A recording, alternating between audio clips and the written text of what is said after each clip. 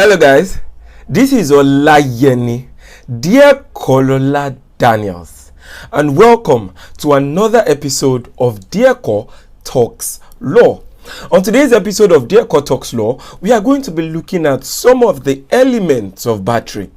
In my last class, I discussed the definition of the thought of battery.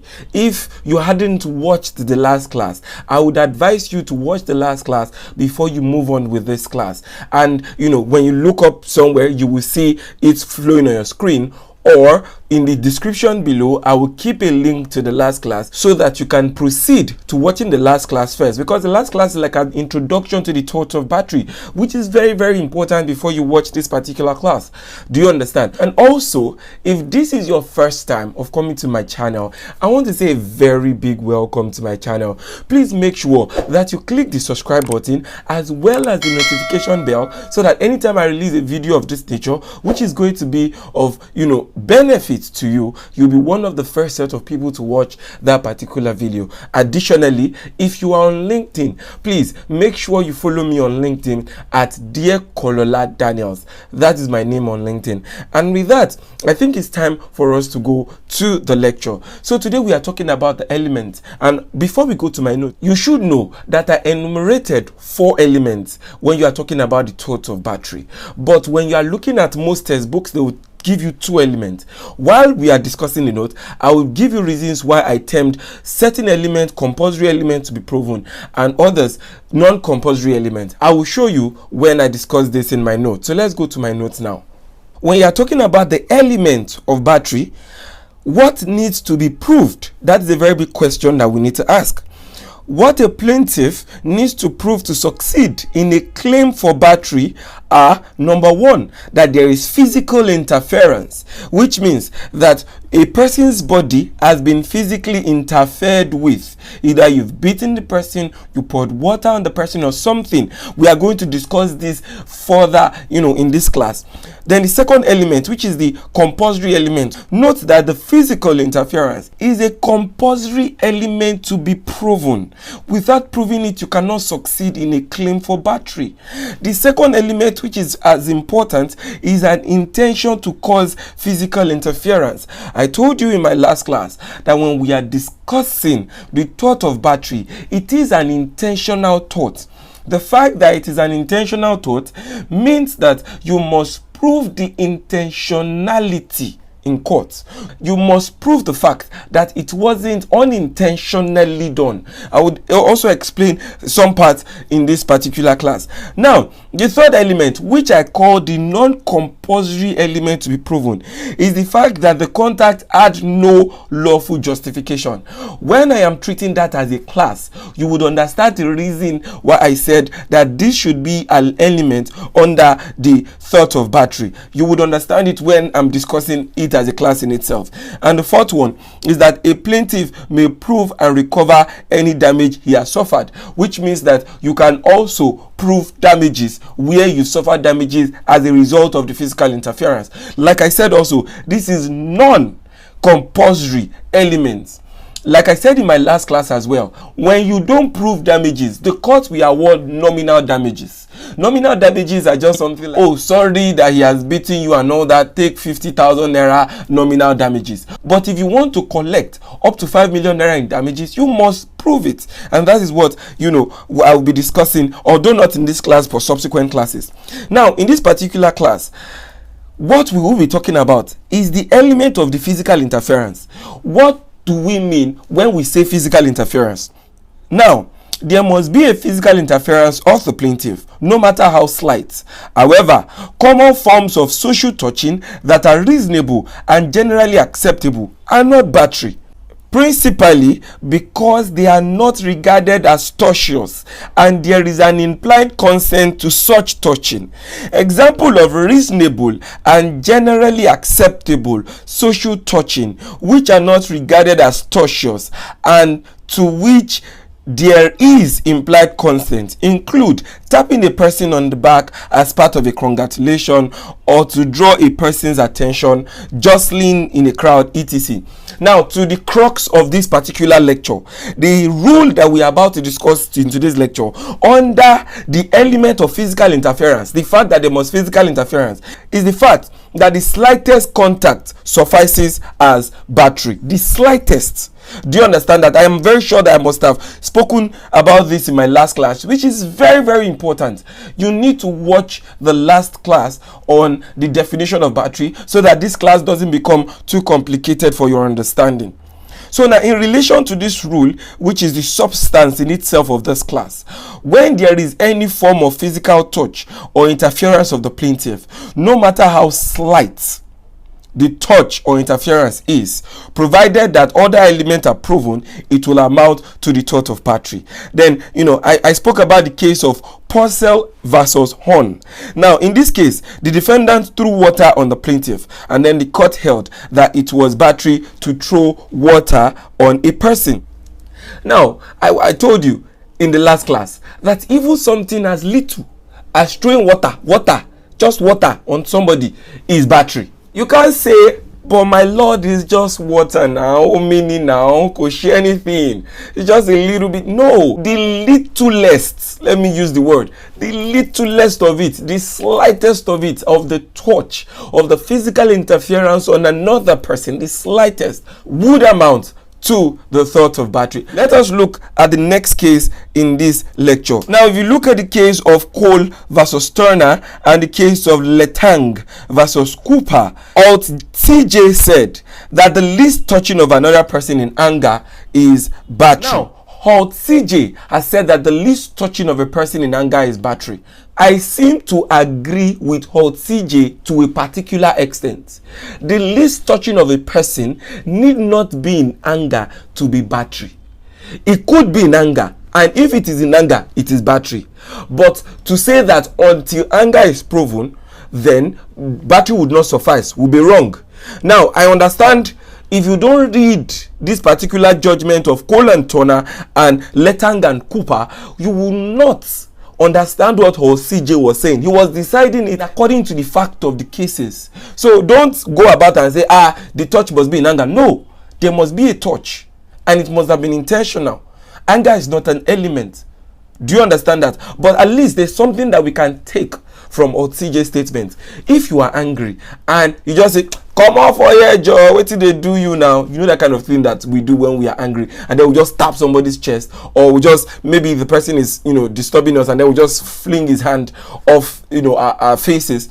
Those little things and little slight gestures and stuff like that would amount to battery. That was what CJ was saying. The slightest touch, whatever it is, when you are angry, would amount to battery. But do not mistake that to mean that, you must be angry first, and then the touch that follows would be battery. No. Do you understand that? So then, let's continue with the notes.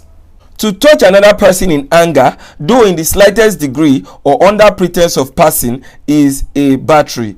If two or more persons meet in a narrow passage and without violence or design of harm, one touches the other gently, it is not battery. However, if any of them uses violence against the other to force his way in an inordinate manner or engage in any struggle about the passage to a degree as may do hurt, it will amount to battery. This is the part where I talk about lawful justification.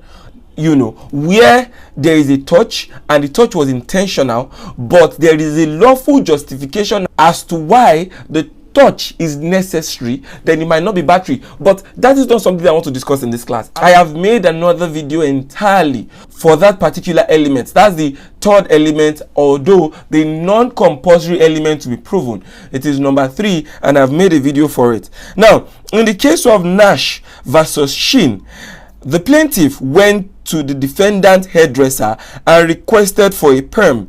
Instead of a perm, the defendant gave the plaintiff an unwanted tone rise or hair dye, which caused rash on the head of the plaintiff.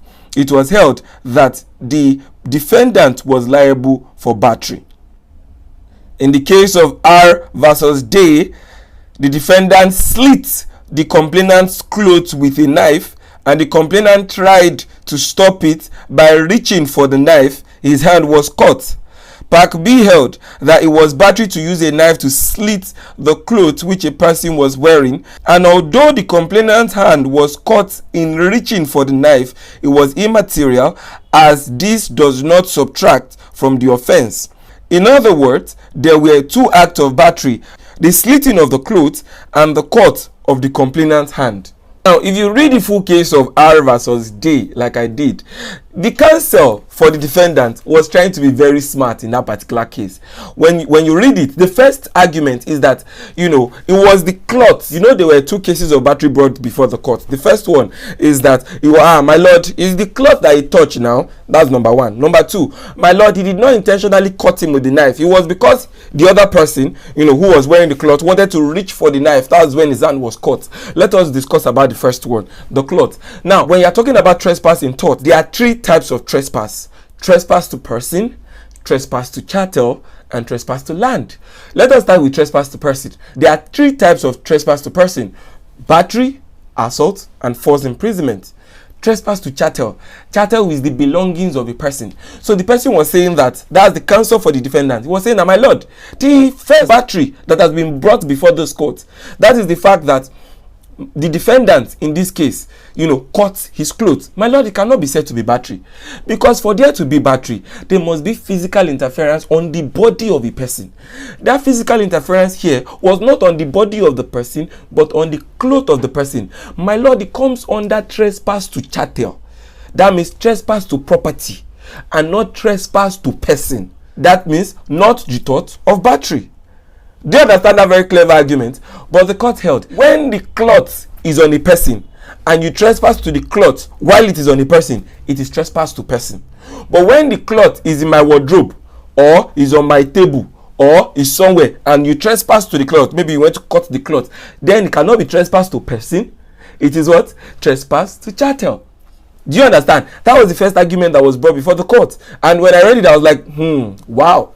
The counsel actually made a very good argument, because yes, it's trespass to chattel. He didn't cut the person's body, but he cut the cloth which was on the person's body, and the court held that because the cloth is on the person's body, it is trespass to person and not chattel. If the cloth were not on his body, if the cloth were in his wardrobe or any other place, and then you touch the cloth in the manner which you were not supposed to, then that would be trespass to chattel.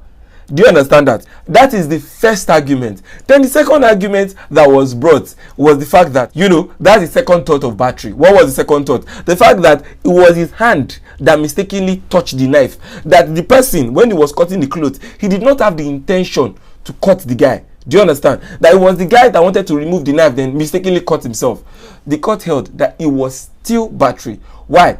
Because if you had not put the knife close to him in the first place, which you had the intention of doing, putting the knife close to him, to which his hand was able to cut the knife, it couldn't have cut.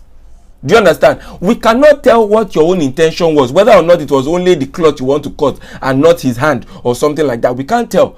But what we can do is read through the circumstance. When someone comes to you and says, hey, chairman, and brings knife before you, what does that mean? Oh, it's only your cloth I wanted to cut. Me, I don't want to cut your skin. No, my lord. I didn't have the, but you brought knife close to him. But it was only, do you understand? We can't tell your intention as a person what you want to do. But we can read from the circumstances of the case. And in the circumstances of this one, Baba, you brought knife close to him. And that knife cut him. That is battery. Do you understand that? And then when we read the case of Nash and Shin, in Nash and Shin, when they said, okay, he went to the hairdressing salon, he said, please, I need perm. Instead of perm, you gave her something else which caused rash on her hair. The court held that it was battery, no matter how slight it is. Yes, you can say, my lord, but it's just a little bit of, So I have cited about 5 cases for you. I've cited the case of PURSELL v. Horn.